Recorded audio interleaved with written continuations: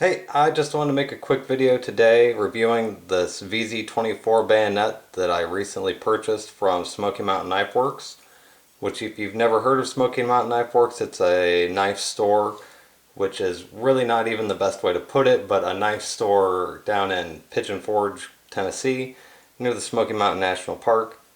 If you've never been there, I recommend that you go. If you're going to the Smoky Mountains, I recommend that you stop by the Smoky Mountain Knife Works store just to see the large variety of knives, historic knives. They have a lot of outdoor displays. It's a really interesting store. If you're in Gatlinburg or the Smoky Mountains, it's worth the extra little drive to go and see it. Anyway, this is a VZ24 bayonet. I bought it because they had them at Smoky Mountain Knife Works for about $40, which I've seen them cheaper, I've seen them more expensive, but right around that price point is right. And I trust what I'm getting from Smoky Mountain Knife Works generally with what they say. If they say it's going to be a little dinged up, a little banged up, which you can't quite see at the moment, then that's probably it. But it's not going to be a beaten down piece of crap unless it would specifically say something like that.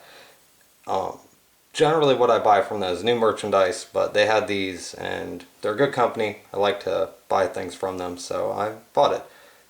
Now I bought it for my get back in shot. K98K Mauser.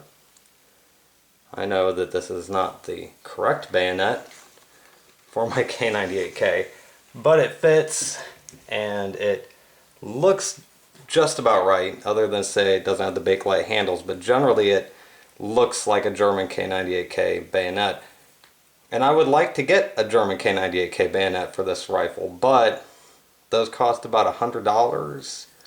And even those, you can find them maybe cheaper, but to find one in this good a condition for $100 would be a good deal at this point. But I thought, well, I'm going to pick up this VZ24 bayonet because at least it's about right and it does fit my rifle. I'm going to pull it off my rifle so that way we can take a closer look at it.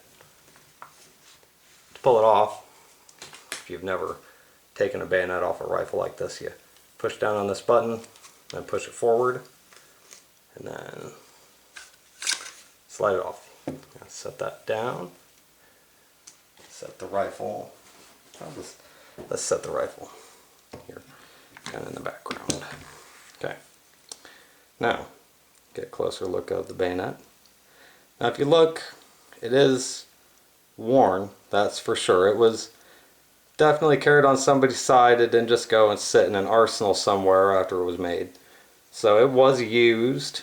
It did make it back, obviously, to an arsenal somewhere, or else it wouldn't have been able to be surplused as it was.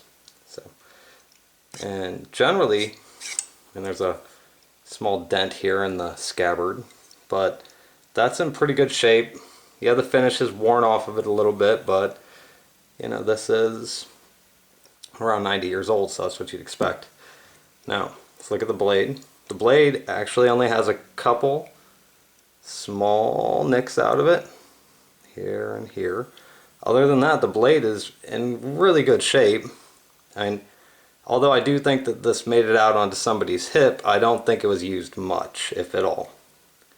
I mean, the handles do look a little distressed, but that does happen. So overall, I would say for my $40, I'm really satisfied with this.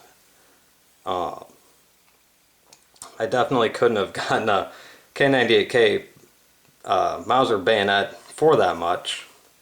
So if you're interested in that and you're looking to buy one, Smoky Mountain Knife Works still had them last time I checked, and I would say it's a worthwhile investment for anybody who just wants a bayonet to complement the rifle. One tip about when you get it, if you've never put a bayonet onto your rifle before, make sure your cleaning rod is screwed all the way in, because that will cause a couple little problems trying to get to lock in place. Anyway, thanks for watching the video. Have a good day.